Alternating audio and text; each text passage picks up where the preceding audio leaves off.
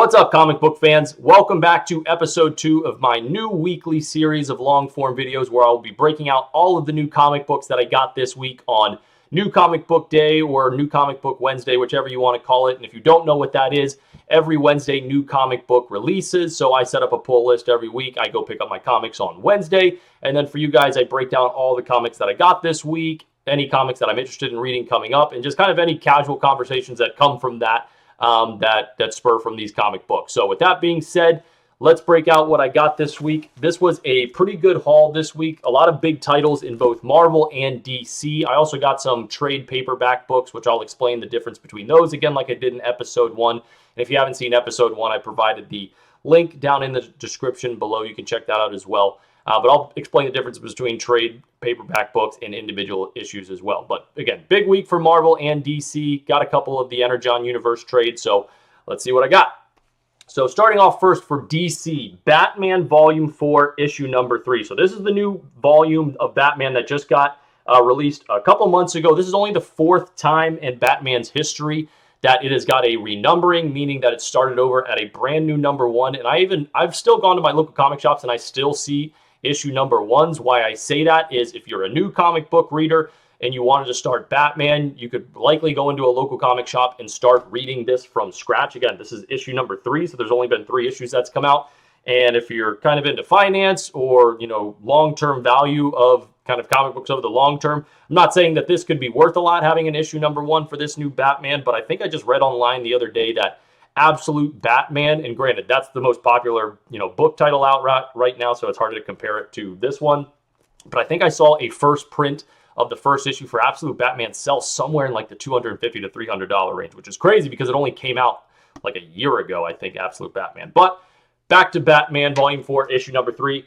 I've been so far okay with this series. I really like the covers. I've really liked the art in these books. I really like Batman's new suit, especially the blue and gray colors. I liked all of the tech that they've incorporated into his suits. They even have really cool little like sidebars when his tech is being used that explains exactly what the tech is and just brief little descriptions of how what the tech is made of and things like that. Story-wise though, it's gone a little slow for me personally, and maybe that's just because Absolute, when I'm comparing it to the other Batman comics, Absolute Batman has just been fire from pretty much start to where it is now. I really like Batman and Robin as well. I just started Detective Comics for Batman as well. That's been really good. But this one's just been kind of a slow burn so far. So hopefully this picks up soon a little bit more once issue number 4 comes out next week. But again, if you're interested, new comic book reader, you want to start a new Batman, this only has 3 issues out. You could probably find most of them at your local comic book shop. 2 Absolute titles for DC this week since we started talking about Absolute Batman as well. Absolute Superman, which one is this? Number 13. This is probably my second favorite Absolute title in the Absolute series so far. This one ended, and again, there's going to be potentially spoilers in these videos. I'm going to talk a little bit about the comic, so no hard feelings if you don't want spoilers for this comics. I won't be offended. Cancel the video now, but Absolute Superman, again, has been my second favorite Absolute title. Absolute Superman 12 ended with Ra's al Ghul essentially bringing this massive army to Smallsville to come attack Superman. And then I actually got to read this one last night. This whole issue is essentially Superman having to fend off this army for like months, and it's just draining his energy. And at the very end of it, and what I thought kind of last week and this week was the big battle between Superman and Ra's al Ghul. This ends with kind of the introduction finally to that big fight. So it looks like issue number 14 is finally going to be the big fight between Superman and Ra's al Ghul. So if you've read Absolute Batman and are looking for some more titles, definitely recommend Absolute Superman. And because this is on issue 13, most of the trades, actually for Absolute Batman, Wonder Woman, and Superman, I believe the Volume 1 trade paperback books, and I can explain that now since it got brought up, are available to buy. So if you haven't read any of them and you're kind of nervous about trying to go find and collect all the individual issues, trade paperbacks collect them essentially 5 to 6 issues into one book. So you can collect the trade for Absolute Batman or Absolute Superman, and it'll provide you like the first 5 or 6 issues. And it'll be a little bit cheaper. I think each individual issue for Absolute Superman, costs $4.99. If you can kind of see it up, hard to see. But they cost $4.99, so if you collected 5 individual issues for Absolute Superman, that would come out to $25. The trades for that are normally like $17 or $18. You'll save about $7. The other Absolute title this week Absolute Green Lantern number 8. A new story starts here. I have enjoyed this way more than I did the Green Lantern and Green Lantern Corps title in the main DCU line. I actually stopped reading the Green Lantern and Green Lantern Corps, but this one I am still reading because I love the Absolute series. It's also written by Al Ewing, who is one of my favorite writers. He wrote the Immortal Hulk and the Immortal Thor, two of my favorite Marvel lines right now. So I didn't get a chance to read this last night. I'm excited to read this and see where this goes, but this has been a pretty fun, dark take on Green Lantern. And that was the last of the Absolute titles. Now we're at more DC. This is a tie-in comic to DC KO, which is the massive event going on right now in the DC Prime universe. This is actually kind of interesting. Again, spoiler, because Batman got absolutely destroyed by Joker in the DC KO. He got like a sword driven through his chest. So I thought he died. Maybe I need to go back and read KO how this works with the deaths, but Batman like legit got shanked by Joker and looked to be dead, and Joker took his spot in KO. So maybe there's different rules in this that I missed, so I'll go back and see how he's alive, or maybe it'll explain in this comic. But this says 1 of 4, so this looks like it's going to be a 4-part tie-in series with DC KO. So we'll see where that goes. Again, DC KO Night Fight tie-in comic. Excited to read that, see the explanation a little bit to how Batman survived or whatnot. Next book on the DC All-In line that's been a sleeper favorite for me, Birds of Prey 27. I actually got first interested in Birds of Prey because what jogged my memory initially was me and my wife saw the Birds of Prey movie with Harley Quinn a couple years ago. I think that was one of the last movies to come out before COVID shut down theaters. So that sparked my interest, but this has been a really fun book written by Kelly Thompson. It's actually going to be ending soon, so kind of sad on that note. I think it ends in December as well, but really excited to read this one. Birds of Prey has been awesome. Really like all of the characters in this one. And again, one of my favorite all-in main DC lines going right now. Another one that I've enjoyed as well, written by Lemire, who also writes Absolute Flash, is JSA Year 1. This is the start of a new story arc. This is issue number 13. I've collected all the individual issues for the first 12. This is a fun group. I first got introduced into JSA, funny enough, in the Black Adam movie. That was the first time I've heard the JSA concept. So once I saw that these were on the Comic Rex, I gave this a try for the first time, and I've really enjoyed the Justice Society of America as well. So this is the start of a new story. Excited to see where this goes. And then that was it for DC, and now we are off to Marvel. So this is a limited series, and I'm usually pretty hesitant on limited series now that I'm a collector, because one of the things that you'll learn in collecting is storage can become a big issue, because individual comics have to be stored kind of in some special casings, kind of like you did with any like Pokemon cards or baseball cards. They need a sleeve, they need a cardboard, and then they need to go into a box. So you can't really put them on a bookshelf. And then again, once you get into this, you'll run the math in your head pretty quickly that it's going to be a tough thing to, if you're going to continue with this hobby long term, to store all these boxes potentially. So that's kind of one reason I shy away a little bit from limited series, because I don't want to waste space on really small stories unless I really like the characters and the potential story in them. So this is one of them for me. Alien vs. Captain America number 1. Love Captain America. I'm a big fan of Aliens. The story apparently has to deal with World War II and Red Skull. So Red Skull potentially maybe has found some like alien eggs. So we'll see what this goes. I think it's about 5 issues. And then another cool thing, if you're into finance, if you're into following companies, if you see up top there, 20th Century Studios, you're starting to now see, at least for Disney, because Disney also just had Fantastic Four, which made about $521 million at the global box office, just released on Disney Plus yesterday. And they also have Predator Badlands coming out theatrically tomorrow.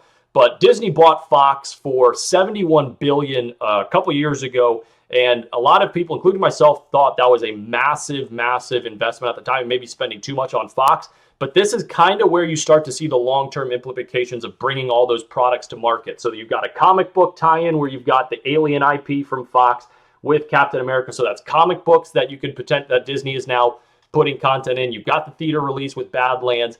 And then you had the theater release with Fantastic Four, which was also Fox theatrical Marvel property that's now onto their own hosting service for streaming that they've made into a legitimate money-making business. So just kind of a side fun fact on that one. But really interested to see where this goes. I hope it's good. I really hope it's good, because if it's not, I'll probably just drop it really quickly. But yeah, that was the cool new one this week, Alien vs. Captain America. One of my favorite Marvel titles right now, actually all titles right now. Moon Knight 14, written by Jed MacKay, one of my favorite writers as well. This is Fist of Khonshu. So this is kind of like Jed MacKay's third volume of Moon Knight. It started with a volume, I believe it started in 2021, which was about 25 issues. Then there was a Vengeance of Moon Knight. Now there's the Fist of Khonshu. And this is actually going to be ending as well in December with issue 15. And then it's going to get relaunched by Jed MacKay again, I believe in January or February, titled like Mark Spector Moon Knight. But I'm a big fan of Moon Knight. My first experience with Moon Knight was the Disney Plus show. I was kind of upset that they toned down a lot of the gore and stuff. They don't do that in this comic book, which is awesome. I love Moon Knight's character. But if you ever have an interest in Moon Knight, definitely recommend this as well. Again, this is one of my favorite ones to pick up every single week. This character was also introduced in the Moon Knight show as an original character who's now popped up in the comics as well. So it's been fun to see those tie-ins as well. Now we have, what do we got? Looks like 4 or 5 Age of Revelation comics this week for X-Men. Amazing X-Men, again, written by Jed MacKay, one of my favorite writers who's writing Moon Knight that I just showed you. Amazing X-Men, this is all issue number 2 now for Age of Revelation. So Age of Revelation, this X-Men comic line started about a month and a half ago, and Jed MacKay actually, I think, wrote the initial issues to the kickoffs to that, the issue number 0, and then the X-Men Overture that's essentially talks about how this is all forming. But this is about 3 or 4 month long story for the X-Men that's going to go into next year, into a brand new story like the Shadows of X-Men. But this was a really good issue number 1. Issue number 2 now starting this week. Really like this one. The main characters in this one actually are Cyclops and Beast, and what happened with them. To start off, the Age of Revelation is in the present time. Their minds were transported 10 years into the future where this whole Age of Revelation is going down, and X-Men, or all the mutants, are kind of dying from this X virus. So the X-Men at that time needed Scott's mind from 10 years ago to come into his body. Same with Beast's, because Age of Revelation, the character in this, the heir to Apocalypse, has the ability to essentially turn mutants into babbles, or turn anyone into babbles, which means he takes away all of their speech. They don't even know how to communicate, so that's why the X-Men had to bring minds back. So excited to read that, issue number 2. This was also another cool one, Laura Kinney Sabretooth. So you might know Laura Kinney, X-23 from the movie Logan and Deadpool and Wolverine recently. She's kind of taken the mantle of Sabretooth in this one. But this is another really good one. I really enjoyed it. Binary number 2, Captain Marvel has essentially the power of the Phoenix in her. She's overseeing like this town, kind of protecting them in this kind of like hex, almost like WandaVision. I believe that's what it was in issue number 1. But I enjoyed this one as well, Binary number 2. And then Long Shots number 2. This has probably been my least favorite, but that's because this involves Mojo. And if you've seen X-Men, the animated series, or X-Men 97, he's that kind of like big fat character who's in like that who runs video games, television shows, and broadcasts it off. I've liked this more, I will admit, I've liked this comic more than I liked it in the shows. It's just probably my least favorite of the actual Age of Revelations, which I actually think have a bunch of really good comic titles. So we'll see where that one goes. And the last of the Marvel titles is Ultimate X-Men 21. So this is, I'm just collecting purposes right now. I got about into the Ultimate Universe for Marvel about a couple months ago. So when I started, I was about 1.5 to 2 years behind. And again, if you see issue 21, if I haven't read any of them, obviously I had to go all the way back to the beginning. So I started collecting the trades to all of the Ultimate series. You have Ultimate Invasion, which kicks it off. You have the Ultimates, which are essentially the Avengers. Ultimate Wolverine, Ultimate X-Men, Ultimate Black Panther, and Ultimate Spider-Man. So I was catching up with all of the trades, but then I hit a snag recently because I need X-Men Volume 3 to come out, which comes out next week, because I can't keep reading the story. I'll post a little screenshot. I actually created an Excel sheet with all the issues when they release, so I can kind of read it in order as they go. But again, I found out I was going to hit a snag because X-Men Volume 3, the trade wasn't out, and that was issues number 13 through 18 collected in them. So I need that to come next week so I can kind of continue the story. And then that was it for Marvel. Now we're on to Image Comics, which I just got into in these last 2 weeks. And again, that's been for Image Comics specifically. I am reading the Energon Universe, which was spearheaded by Robert Kirkman, the creator of Invincible and The Walking Dead. He actually kickstarted this whole Energon Universe off with a brand new character group called Void Rivals. And I got the trade for Volume 3 this week of Void Rivals. You actually see a Transformer on there. This conjoined Energon Universe is, you've got Transformers, you've got Void Rivals, and you've got G.I. Joe. Void Rivals Volume 1 is the only one I've read so far. That was issues 1 through 6. I actually really like that one. Again, it's an original group that was created by Robert Kirkman.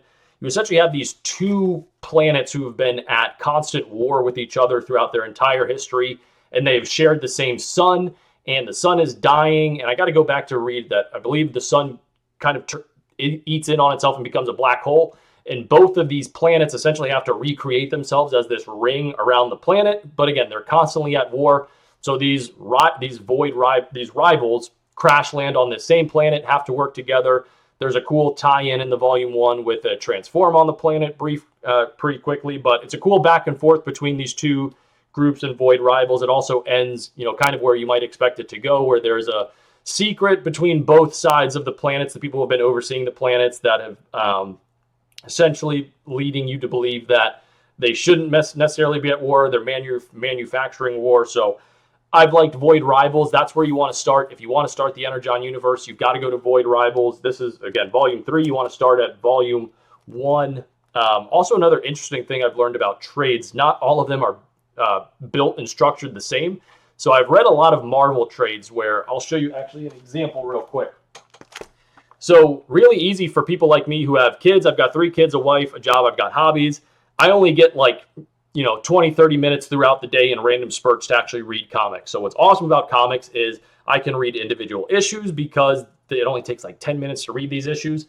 And with Marvel trades, because trades are a collection of 5 to 6 issues, they actually break it out like a comic. So if I can find a page, okay, sweet. So you'll see this is essentially is one of the issues ending right here. This is the last panel of the issue, and then on the immediate next page starts with the next issue. You'll see that's what the actual comic book cover for that issue was. So it's like chapters, right? It's a perfect breakup. You go from that issue to that issue to that issue, and it works perfectly again for someone like me who's got 20-minute, 30-minute spurts. I can read 2 to 3 issues and stop on an issue. What was different with Image Comics, theirs do not do that. It just runs through them. I got halfway through Void Rivals issue 1 expecting them to be the issue break, and it just never came. And apparently they just don't do that. I read online, I didn't necessarily maybe get the correct answer to that, is that these stories potentially go in these 5 to 6 issue arcs, so it just kind of reads better to just not split it up. So I guess that's the reason they did it. Again, not 100% sure of the reasoning, but just a little subtle difference in these. It does not break out the issues. It is just continuous. So when it says Void Rivals 13 through 18 for Volume 3, you're going to read the entire 13 through 18, and there's no real page breakup. So you might need to have a bookmark if you're expecting that. So the other ones I got this week as well, G.I. Joe Volume 2. This one actually just came out. The Void Rivals that I just showed you, Volume 3, came out a couple weeks ago, but or maybe a month or so ago. But my comic book shop guy knew I was collecting them, and he had them at the other store, so he brought that up, and that's why I got that. But this one just came out, G.I. Joe Volume 2. This is issues 7 through 12, and I also collected the brand new G.I. Joe Volume 13. So this is the first G.I. Joe individual issue that I've collected in the Energon Universe. So again, once I catch up with Void Rivals, Transformers, G.I. Joe also didn't start with just the G.I. Joe comic. It started with individual characters first to build it up. It was Duke, Cobra Commander, Destro, and Scarlet. So the good thing is there's trades for all 4 of those characters as well. So once you read those individual characters, you can then go into G.I. Joe. But I'm excited to read these. Really like the covers. Really like the writers for this one. Robert Kirkman, like I said, did Void Rivals. He's the new writer for Transformers starting at issue 25. And the first 24 issues are actually, I've heard amazing things on that as well. So really excited there. Joshua Williamson is writing G.I. Joe, who's also one of my favorite writers. He's writing the current Superman line. He also wrote, I believe, Duke and Cobra Commander for the individual characters in the Energon Universe as well. So a lot of really exciting books that I got this week. I'm really excited to start reading these. Like I said, I only was able to read 2 last night, the new Batman and Absolute Superman. But let me know what you guys got. Let me know if you're excited, if you got some of these books this week. Let me know if there's some individual comics you're reading as well. And if you're not reading any of these comics, let me know what you liked about these series as well. Drop it in the comments. Let me know anything you want me to talk about. Because like I said, I just want these to be casual conversations where we as comic book fans can come together, talk about the stuff we like, talk about stuff we're reading, maybe stuff that we don't like. And let me know, because I'll do my best to incorporate those in those series moving forward. So thanks again for popping in for episode 2. I will see you all next week for episode 3.